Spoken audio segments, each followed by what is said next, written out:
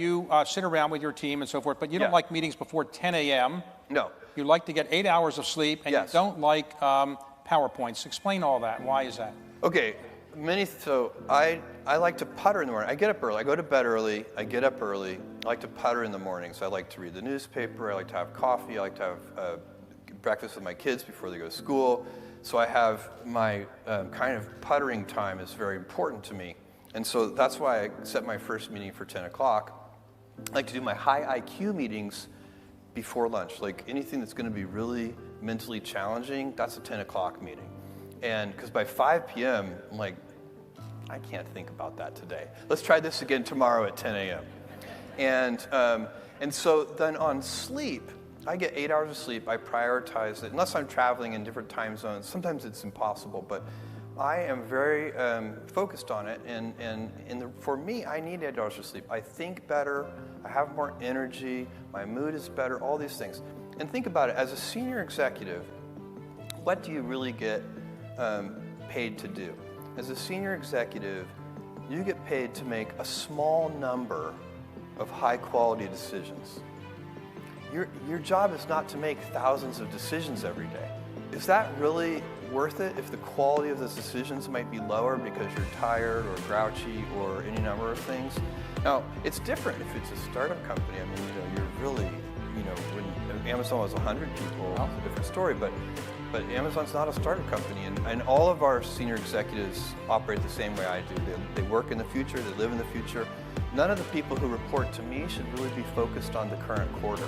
I always tell people, sometimes I get, we'll have a good quarterly conference call or something, and Wall Street will like our quarterly results, and people will stop me and say, congratulations on your quarter, and I say, thank you. But what I'm really thinking is, that quarter was baked 3 years ago.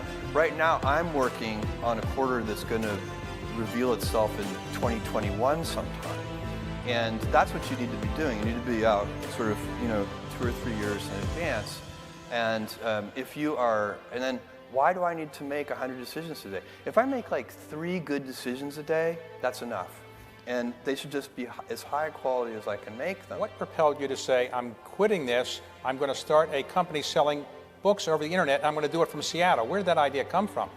I came across the fact, so this is 1994, nobody has heard of the internet, very, very few people. And I came across the fact that the World Wide Web, was growing at something like 2,300% a year. This is in 1994, and anything growing that fast is, even if its baseline usage today is tiny, it's growing so fast, it's gonna be big.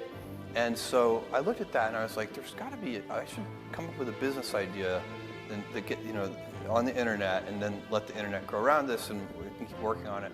And so I made a list of products that I might sell online. I started force ranking them, and I picked books because books is super unusual in one respect, which is that there are more book items in the book category than there are items in the other category. There are 3 million different books active and in print around the world at any given time. So the founding idea of Amazon was to build universal selection of books. The biggest bookstores only had 150,000 titles. And so that's what I did. And I hired a small team, and we built the software. I moved to Seattle. And when you told your parents you were going to quit D.E. Shaw, where you're successful, making presumably a fair amount of money, yeah. And you told your wife, Mackenzie, that you're going to move across the country, what did they all say? They were immediately and reflexively supportive right after they asked the question, what's the internet?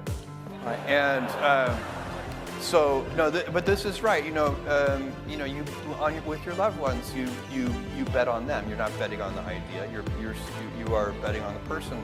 And that was and it's one of those decisions I made with my heart and not my head. And I basically said, I don't want to regret. When I'm 80, now 90, I want to have minimized the number of regrets that I have in my life. And most of our regrets are acts of omission.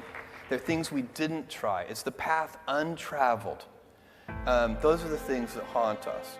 Your stock is actually up 70% this year. Is there one thing that you think is responsible for that, or several things? Because 70% is pretty good. No, I have been lecturing. We have all hands meetings at Amazon, and for 20 years, ever since we've been public, 21 years now, in 1997, At almost every all hands meeting, I say, look, when the stock is up 30% in a month, don't feel 30% smarter. Because when the stock is down 30% in a month, it's not going to feel so good to feel 30% dumber. And that's what happens. Never spend any time thinking about the daily stock price. I don't. Okay, so as a result of going up 70% this year, you have become the wealthiest man in the world. Is that a title that you really wanted, or not? Is it a burden? I can assure you I have never sought that title. And it was fine being the second wealthiest person in the world. That actually worked fine. I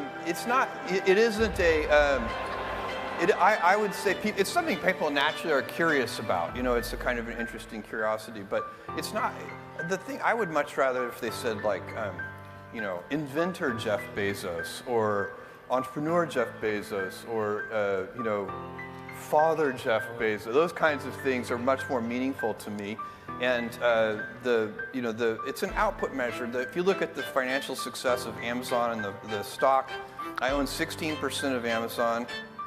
Amazon's worth roughly $1 trillion. That means that what we have built over 20 years, we have built $840 billion of wealth for other people. And that's great. That's how it should be. I believe so powerfully in the ability of entrepreneurial capitalism and free markets to solve so many of the world's problems. Not all of them, but so many of them. So you live in Washington State, in Seattle, or outside of Seattle. Now, the man who was the richest man for about 20 years is named Bill Gates. Yeah. And what is the likelihood that the two richest men in the world live not only in the same country, not only the same state, not only the same city, but in the same neighborhood? I mean, is there something in that neighborhood that we should know about? And are there any more houses for sale there? After I saw Bill not too long ago, we were joking about the world's richest man thing, and I basically said I said you're welcome, and he immediately turned to me and said thank you. But no, Medina is a great little, it's a suburb of Seattle, and I don't think there's anything special in the water there. And okay. I did locate Amazon in Seattle because of Microsoft. I thought that big pool of technical talent would provide a good place to recruit talented people from, and that did turn out to be true. So it's not a complete coincidence.